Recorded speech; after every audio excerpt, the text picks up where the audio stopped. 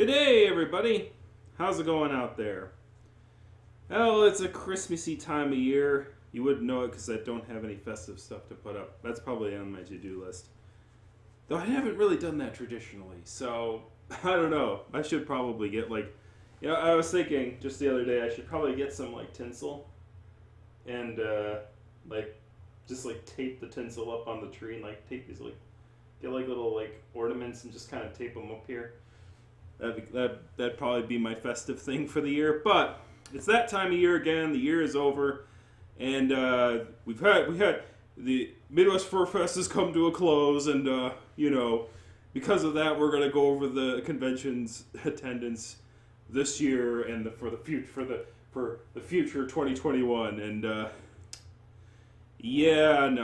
obviously this year things are a bit different. Usually at the end of the year, I would do a review on, convention attendance and what I would be looking for in the future. I do recall last year's video, which you could find up there. I was looking, we're looking at Furry Weekend Atlanta versus Biggest Little Fur Con, and that Biggest Little Fur Con was having them on their heels, and that this year might have been the year that Biggest Little Fur Con went from third place to fourth place, and that Furry Weekend Atlanta would overtake them. Those were the thoughts, right? And even back then, though, there was little hemmings and hawings in the media about the disease in China. Though even at the time, it's while it is of a concern, it's one of those things where it's like the boy who cried wolf, because you heard of SARS and you hear of all these things all the time, and then this time was the one, right, where people started catching it and it started catching worldwide, and it became a big old thing, mostly because of the whole asymptomatic thing, very easy transmission and stuff like that, very catchy, and virus that taught the internet what it actually means. What the word viral actually means. In essence, it is a very difficult thing to deal with, and a lot of conventions had to make the hard decision on closing. And they did it for the protection of ourselves and of our fellow furs. Because, what good is a party if you can't live to see the next party? If you can't live to see, and if you put your friends in danger and stuff like that. So they had to make those decisions, and there was a lot of tough decisions that had to be made this year, obviously. So I have something that has digital dust on it, which I would like to show you. This is the chart that I usually update to say how many attendance people are attending in the future.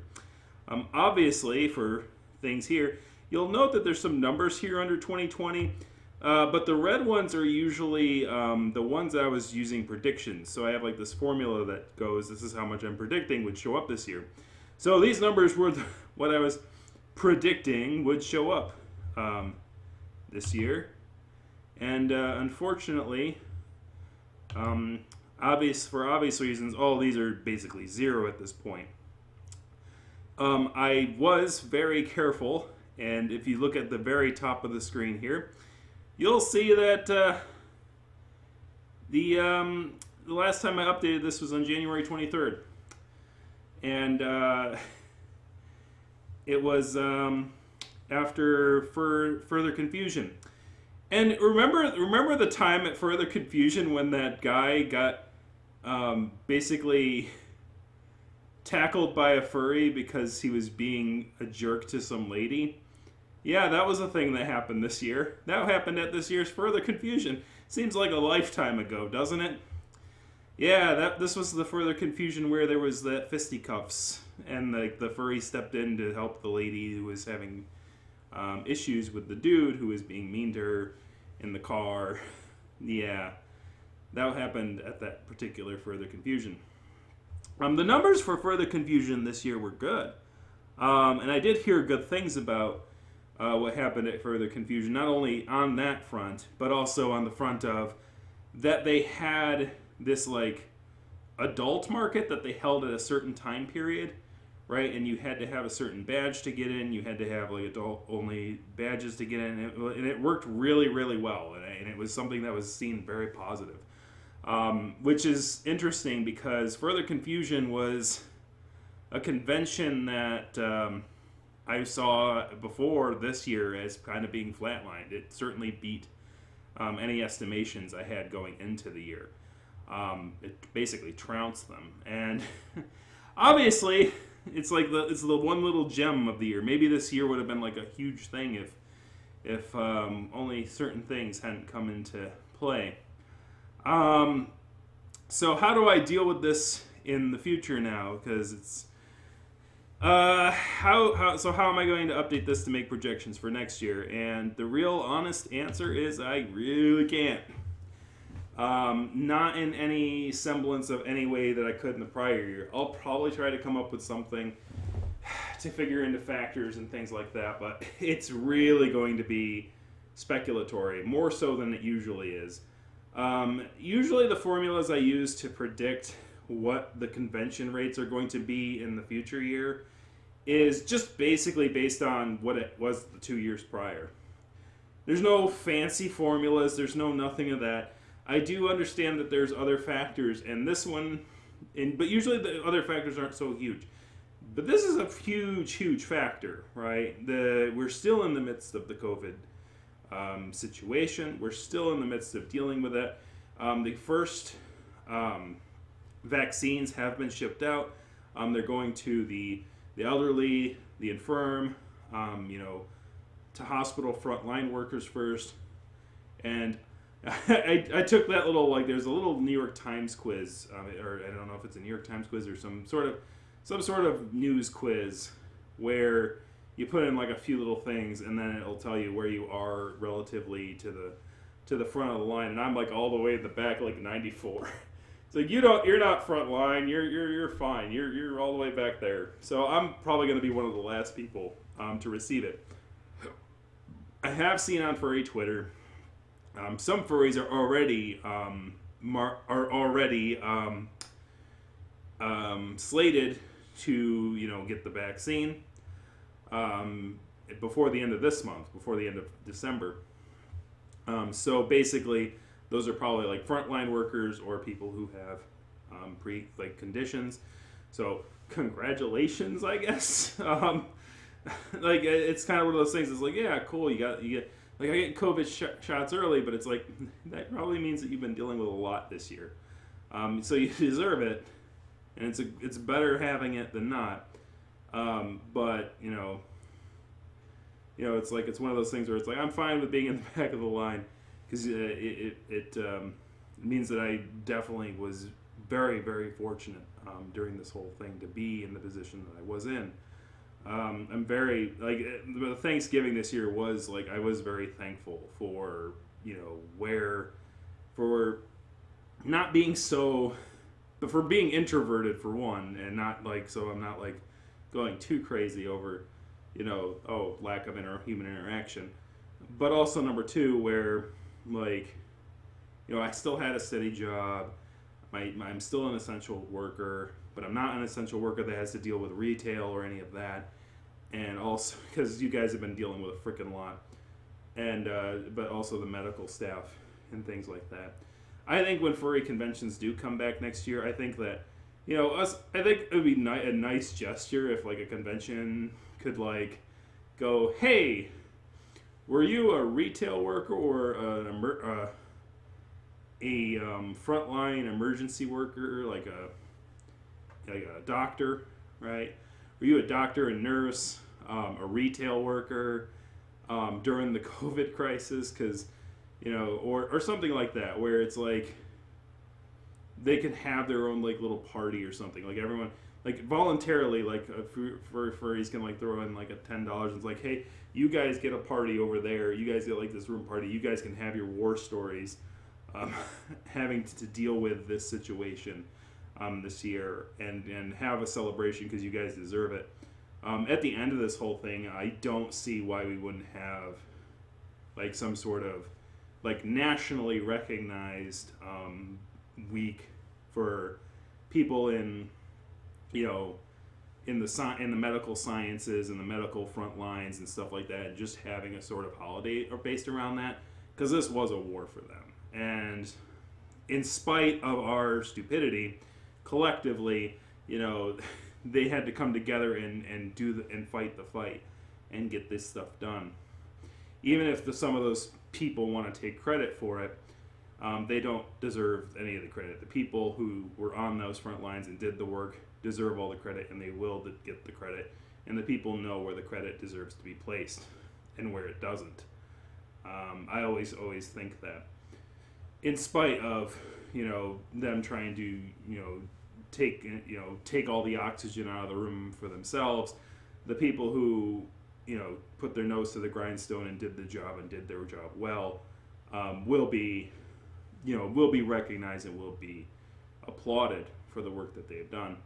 It's amazing to me to see furries who, like, I've seen at least two furries, Sailor Scout and Ringo, I think their two names are, that they seem to have like a lot of connection with the vaccines and stuff like that, and understanding like, okay, this is when they're coming out, and this is, you know, so they seem to have connections in that industry. I don't know, like, if they work in that industry. It'd be kind of cool to learn more about that.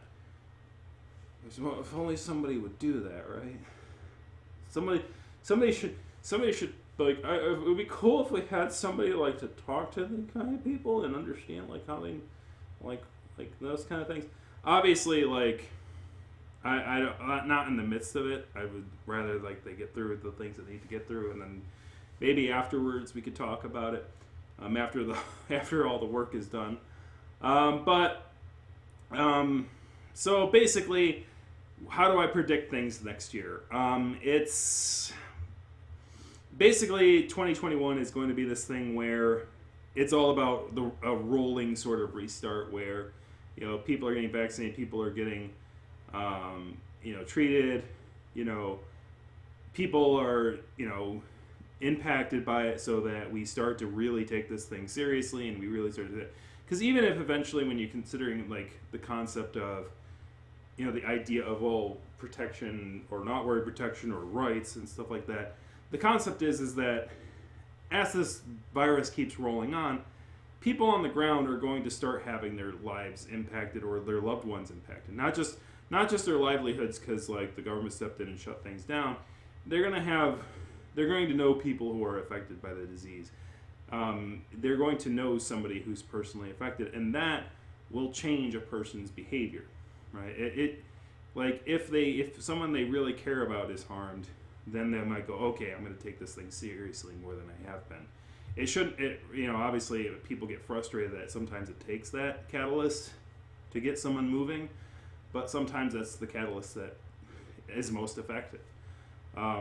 It's people underestimate how loss can impact somebody's belief systems and things like that. Sometimes for better, sometimes for worse. But I think that as time goes on, you know, people will start taking this thing more seriously. More people will take vaccines as the vaccines become more effective.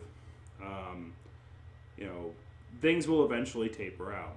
And as they do, there's going to sort of be a rolling restart. Now, next year it was like, well, quarter one, like some of the people on the front lines are probably going to be vaccinated.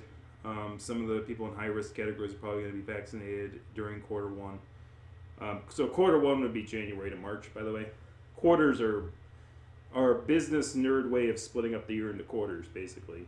Most people understand that, but just in case you didn't. But the first quarter, we're probably going to have, you know, we're still probably going to have some restrictions on gatherings, I'm going to guess. And probably even into the second quarter, even into going into April. I think that, you know, obviously people of both political persuasions are going to be very raring to get the economy going again. So, you know, going into quarter one and going into quarter two, we're probably still going to have restrictions on large gatherings. So even though further confusion it had basically gatherings this year. Next year they're probably not going to have any. So I would like put it at 0. Like anything in quarter one, I would probably be putting it at 0. I'm gonna guess. I don't. It's like I don't know, man. It's probably the easiest guess I've ever had to make on a furry convention. I'm gonna guess Further Confusion is going to be at 0 next year. I'm just guessing at this point, but it's probably a good guess to have. Like I think anything going up to March is going to be very questionable.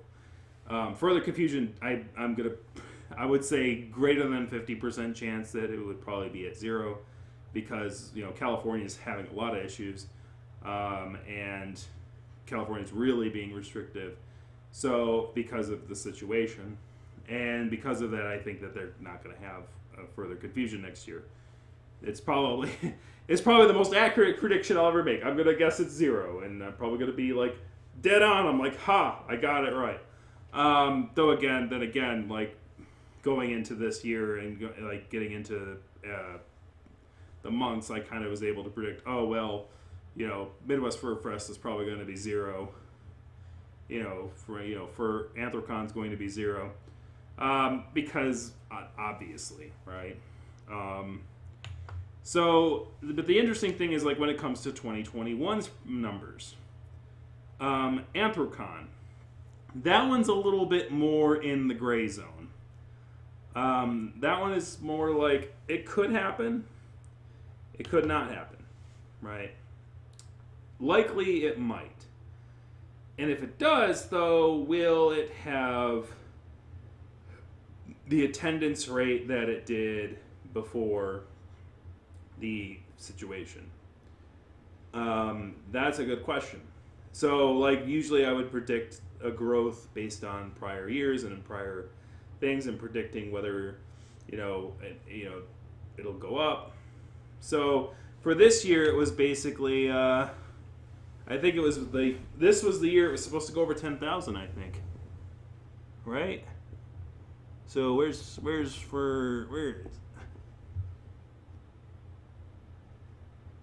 Anthrocon? Yes. So interestingly enough, this was the year that Anthrocon, and you can see it there at the top right, was supposed to be at 10,000. This was supposed to be the year that they broke 10,000. That was another thing I probably pointed out last year. It said that's going to be probably a big milestone. Obviously, that didn't happen this year. Will it happen next year? Well, it depends, and it really depends on how well we gather up to quote unquote herd immunity based on vaccinations and things like that. And it's summer months, so the R value goes down, but not COVID's R value doesn't go down too much during the summer months, because COVID was a thing in Australia during February, which is their summer season, which was why I knew that even summer wasn't going to deter it too much. It does have an effect on the R value, though. So the truth is that it depends. If we still don't have a handle on it, I doubt it at that point. I think that by July next year, we should have enough of a handle where larger gatherings start to be allowed to open up again, because there's a lot of places that are raring to go. It was hard enough to get them to convince them to go, oh yeah, we need to close it down for a bit. It was hard enough to do that. Like they're chomping at the bit to get going. So I would think that the odds are in Anthrocon's favor that they would be having at the convention next year. Will they reach the 10,000 mark? That also depends. And this is the biggest factor that my numbers cannot deal with. Okay, numbers can only get you so far, and that's the thing that those Nate Silver people don't understand. Like the reason we got Trump in 2016, numbers can only get you so far. And you have to understand the emotions of people and the emotions of things in order to understand how it can have an impact on numbers. If the vaccines are working really well, people are out and about again, things are going great, and people are letting their hair down, and there's that emotion, right? of like, let's get out there and do things. I think they can easily reach 10,000. In fact, I think it'll go up further because people want to get out of the frickin' house. So if it's like, if it's like, it depends on when things start to taper open. If things start to taper open in like June and July are the first times we ever get to go out and do things, it's gonna be like a right, and people are very comfortable with it. Everything's gonna be like in like, it's gonna be 10,000, 11,000. It's probably gonna go crazy because people want to get out, right? They've been hawked up, they've been putting their head down for so long. They finally want to let their freak flag loose, and they just want to go. So when it comes to like, so for example, next year's numbers, when it comes to Midwest Fur Fest, like that one's at the end of the year. That one, I think, absolutely, probably my numbers are accurate, if not conservative. For the ones earlier in the year, they might be not conservative enough, because the earlier you get into the year, the earlier you're going to get into these things where people are going to be more restrained. And because people are still going to be dealing with how the COVID emotions, right? The emotions of having to deal with, being used to hunkering down and wondering if it's really open yet. Can you trust that the thing's actually done? Can we trust that we can actually get out there and do things? Is there going to be shaming going on? That's like another whole thing where it's like furries are like, you shouldn't be having conventions yet. We're still in a pandemic. The pandemic isn't over just because you're over it. That kind of thing. And like, if they don't trust, because like there's always been people who are like, we should just have gatherings anytime, anywhere, and like people are like, no, don't do it yet. And like, eventually though, a larger convention is going to have to do it. Now, if a larger convention like Anthrocon does it, I think people will be fine with it because there's power in numbers, right? It's sort of like saying, okay, this large organization is saying we're okay with getting together and doing this thing. We've talked over the safety issues. Here's how we're going to do things to make sure that people are safe. Have you been vaccinated? Things like that. Making sure that things go on. I don't know whether vaccinations or not will take into consideration with that kind of thing. That might be something that, who knows, right? If a private organization, like that's a big decision. I think that's a big talking point that's probably going to come over the next year. Can a large gathering organization ask if you have had, COVID-19 vaccinations? Because that's going to be really controversial, right? And also, there's going to be lawyers salivating on the sidelines, like, oh, you can't get that information, it's medical. It's like those kind of things, right? But it's like one of those questionnaires where you have to do, and sometimes when you go into your office to work, it's like, have you had COVID-19? Have you had a fever? Have you had a thing? Let me take your temperature. Kind of things like that. Are they going to have to take temperatures at the registration booth? Like crazy stuff like that. Who knows? I don't. That's for their legal department to handle. It's going to be crazy. Like, it's going to be hard, and we really, I think that as furries, we need to take a deep breath sometimes and understand, preemptively dealing with this, staff is just doing what the staff needs to do. Don't get angry at the staff if the board decides that people have to take temperatures, or if the government tells them that they have to take temperatures at the door. Don't get angry at them because they're doing their job, right, to look out for people in the convention space. If you have an issue with that, you need to take it up with your representatives, right? You have to bitch at them. Don't bitch at the people on the front lines. They have to deal with enough as it is. That being said, I just went off on a whole tangent because like this is incredibly vague, right? It's like well, what are the numbers going to be like next year, Tancher? I have no freaking clue. That's the best answer.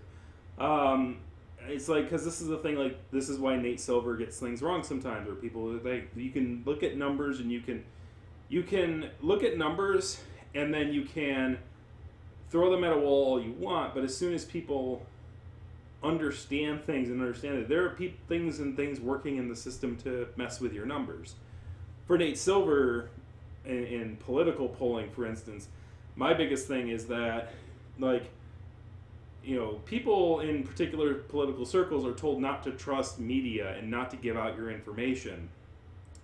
Ironically, those people give out their information freely to Facebook, whereas I don't, because, I don't trust Facebook. But they don't trust pollsters because they think, the pollsters are biased anyway, so they'll just, whatever. But interestingly, like, with them not interacting with those pollsters, saying, they're trying to, manipulate the decision or get people to think, they basically, interestingly, when they don't interact with them, they kind of manipulate the results.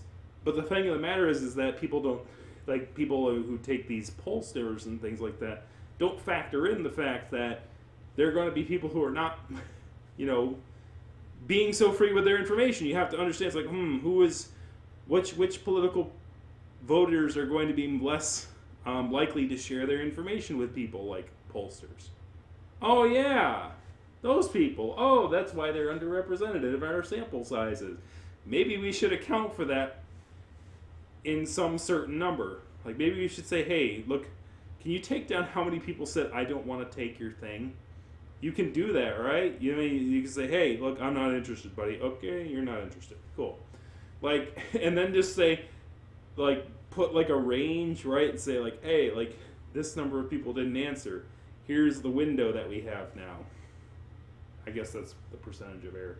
I'm not going to tell them how to do their job, but because I'm just like, I'm not, like, as I said, I don't do too much. I know numbers, but I also know people, and the numbers can't, like, there's too much people factor for me to go in and make guesses on numbers. My guess would be there's going to be a line where things start to open up again, and some of the first conventions, there's going to be like a bubble where it's like some of the conventions that are right after that opening up line are going to have a attendance hit because people are not going to be certain. They're still going to be scared. And then there's going to be this, like, bubble, like this little bubble bursting going like, oh, we can go out now. Oh, it actually is safe. There's no super spreader events going on. Oh, cool. And then it's like, and then, like, the numbers are just going to, like, above and then kind of be up there for a bit and then kind of taper back down to the normal line, right? That sort of, like, bubble shaped, like, it's sort of like the opposite of the stock market this year. It's like there's going to be like a dip, and then there's going to be like, and then like a, and then normalization. I should have a drawing for that instead of, like, doing arm motions, but I'm Italian rule. What are you gonna do? I'm gonna talk with my hands. I'm gonna talk with my hands, and my lines will go over here. All right, so that's what I suspect will happen. So I'm gonna guess Midwest Fur Fest is easily gonna surpass its numbers, probably at the 15,000, I would guess, if things go well this year. I think a lot of furries are going to see Midwest Fur Fest as a definite starting point of 2021. Like, if even at the slowest rollout pace, I don't see the vaccines taking more than a year to get to most people. We are lucky that we live in times where, science can move so fast, and we do really owe a lot to those scientists who, came together to get this vaccine out, and that even though we lost so many people, probably unnecessarily, but we've lost. I don't want to knock on wood or anything, but I think that in general, we're getting better at handling these situations as a species. Even if there are pockets of us that don't deal with these situations so well, I do think that, the effort and the toils, we do persevere a lot more in the face of adversity, and scientists really get together and do these things. And more of us are more educated in general. If you think things were crazy right now, you just go back to the good old days. I'm sure there were a lot of things going on during the World War flu, as it were, or the Spanish flu. You see, that's how you can even just tell things have changed between the last time we had a pandemic and this time is that this time we definitely as a society go, we're not worried about the country of origin as much as we are about getting a handle on the thing and getting it down, right? Sometimes you might politically disagree that that's a good way of handling it, right? But we shouldn't be. The biggest reason this is not having. I mean, obviously, it sucks that these things come out of certain countries of the world. And that we have to kind of clean up the mess. But the thing is that we need to ensure that countries are reporting on these things and won't fear backlash for them being the one who farted, right? Or whoever smelt it, dealt it, kind of things. I think there's a factor of society that looks to blame too much, and blame is okay, but it doesn't fix the problem, right? You can be angry at whoever for causing it, but it's not going to fix the problem. And in fact, it kind of puts blame in the wrong thing. It blames that reports come out, right? And it says, and it kind of encourages governments to cover up, which is something we don't want to have happen. We want governments to say, hey, there's a problem here, right? And we are telling you there is a problem here, right? We are communicating to you that there is a problem here, right? And it shouldn't be a crime for people to report on that. And governments shouldn't fear having to report that and being blamed for things. Because the more open they are with their communication about, hey, this is a disease, we've had notice here, this is a problem, we need to work together to get this solved, right? The better that we can get that done, the less time is going to tick by that, a new disease, comes out and about. So the whole thing I'm saying is that the fact that we called the last pandemic a Spanish flu, because the Spanish were the first people to go, hey, look at this, there's a problem here. And, Americans already knew about the disease because we were fighting in World War I, and we were kind of trying to keep it hush-hush because we didn't want, wars are tricky enough to sell to people to join. Knowing that there's a pandemic going on makes it even harder, right? It's like, hey, you want to go over and fight the front on Europe? And, there's a deadly disease here, too. Wait, what? Deadly disease? I mean, it's like, yeah, no, you don't. Like, it, so it was like, and then Spain is like, hey, there's a disease, right? Oh, whoever smelt it dealt it. Spanish flu now. So this is the reason why a lot of people have frowned on the Wuhan flu thing. I think it's the real reason that people kind of shake their head when they hear the quote unquote Wuhan flu, and that's what the right wing media calls it. Is not because, oh, well, we don't know where the disease came from. Everyone knows where the disease came from. Everyone knows that it came from a wet market, right? And that's where these things came from. It came from a wet market in China, the Wuhan district area, city, right? So people know that, right? The thing is like, do you, rub a country in its face in it? And yes, China's done some things that they should have their face rubbed in. But this is not one of them. This is not... They should hopefully internally look at ways to make sure that these kind of diseases are dealt with more readily. And I hope they do, but, we've had SARS, we've had all this. Hopefully, and if not, then we're just going to have to get our scientists getting ready, because... the disease ain't gonna stop coming, right? The next disease can come from anywhere. It might be China, might be Russia, might be anywhere. And, there are people who study and work hard to get these things done, and they will. But politically is a bit trickier, right? Like, you have to worry about that countries are free to express concern about diseases, and don't feel like they have to cover it up for fear of social political fallout for doing so. Because the more we can get countries to communicate these problems faster, the faster our scientists can get on it, right? Get on that horse and ride it. we don't have to wait for the disease to come home and go, hey, look, we got some disease to study now. Congratulations, guys. But in essence, like, I think that the reason that we call this COVID-19 and that we called the other one in the past Spanish flu, I think even that difference shows a maturity in how humanity handles these kind of situations. And I think that in spite of like different actions or inactions taken, I think those actions and inactions were an element of prior pandemics as well, right? But more and more people are taking the necessary precautions and steps that they need to in order to effectively lower the numbers as much as they can. Even though it's not as low as many people would like them to be, I think it could have been. I'm always about things, things could have been worse.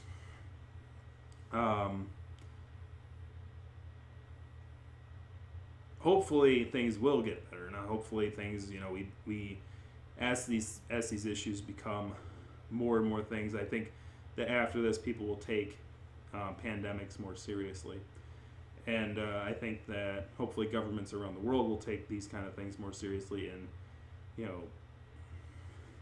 get more better at cutting them off at the head rather than waiting for it to manifest itself across the things. Maybe I'm just too optimistic for my own good. But anyways, I guess that was a ramble about that. We will say at the end of this whole thing that there are some people who haven't come out of this and won't come out of this. There are some furries who have had COVID. There are some furries who have lost their lives to COVID. There's about 3 of them currently. There's also other conventions that have not made it out of this. And one of them, which is not on my, basically my top 8 chart here, but it was sort of on my chart. It was Fur Affinity United. Was a convention, as I said, was a convention that was held up to 2019. And basically, they basically called it quits after this whole pandemic thing happened. And so there's an article about that in the description below. I won't go too much into detail because I've already been on the thing for about a half hour now. So these are the numbers for it. And the interesting thing about these numbers is that you'll notice that there's a dip in attendance starting in like 2015, 2016. There was a movement in that area where they moved from New Jersey to Virginia, and so there's information in the comments section and in the story about that. And so it sort of was a thing where they moved and they were kind of trying to reestablish themselves in Virginia, and unfortunately they never really came back. When they closed, they did cite COVID-19 as a major reason, but also, the time in which they moved from one state to another probably didn't help too much. I mean, they had established themselves for about 4 years, which was a pretty solid foundation. But obviously they never had a chance to recover to their previous highs in 2014. In the comment section below, I also kind of talk about how, when a convention takes a hit like that, if they are usually able to recover, and statistically usually not. And usually, so when a convention goes down in attendance like that, it would be a sign that maybe in the next decade, that convention would no longer be around. And it was I listed it in the comment section of how many conventions there were that had this effect happen to it. And so examples were Great Lakes Fur Con, Rocket City Fur Meet, Conifer Northwest, Furest, which is the non-American convention, FA United, Wall Nights, and Conference. So that's 1, 2, 3, 4, 5, 6, 7, And there was two exceptions to the pattern. One I noted here, which is Mefit Fermi, and then Mawalimu. I don't know if I'm pronouncing that right. Said Megaplex, and Megaplex was another one. So basically, two had a drop in attendance after reaching 300 and recovered, whereas like 1, 2, 3, 4, 5, 6, 7 did not. So like a 2 in 9 chance that you'll survive if you drop attendance rate in a consecutive year following if you have more than 300 attendees. But once again, those were the rules pre-COVID-19. Now that COVID-19 has happened, all the rules kind of no longer apply. I'm sure there's going to be conventions that are going to take hits in attendance this year, which will probably have a good chance of recovery after, the vaccines and the cures and hopefully the disease is we get rid of this dang virus. It's amazing to me, and now I'll end on this note. It's amazing to me how my adult life has been taught to me by Reboot. It's like we create this thing called the internet. It's like, oh man, and then it's like there's a virus, and then it's like, oh man, now we're gonna just play games all the time, and go game hopping until one day maybe we can come back and defeat the virus. It's weird, right? It's almost like a premonition. The web, man, just made mainframe all crazy. Anyways, thank you very much for watching. If you like this kind of content, kick the like, kick the subscribe button, kick a comment in the comment section. If conventions start opening, when about what time do you think you would feel okay? What would make you feel okay to attend conventions again? I know that it's going to be much different for everybody. I know some people would love to attend some conventions right now. It's just like, I don't care, I want to do it now.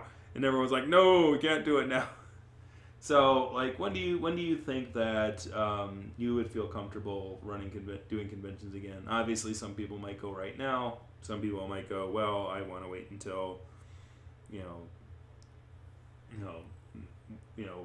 vaccine, like the herd immunity has been reached, or until we can assure that that there's much less of a risk than there is currently. So feel free to have that discussion in the comment below. I'm sure that'll go very well. Anyways, thank you very much for watching. Have a good night, guys. Let's get to 2021. Let's get this year out of here. Let's get it out. Get out of here. I want to see this bridge again. I haven't seen this bridge in a thing. It's probably doing okay, right? The bridge? Is it doing okay? Probably not. Yeah.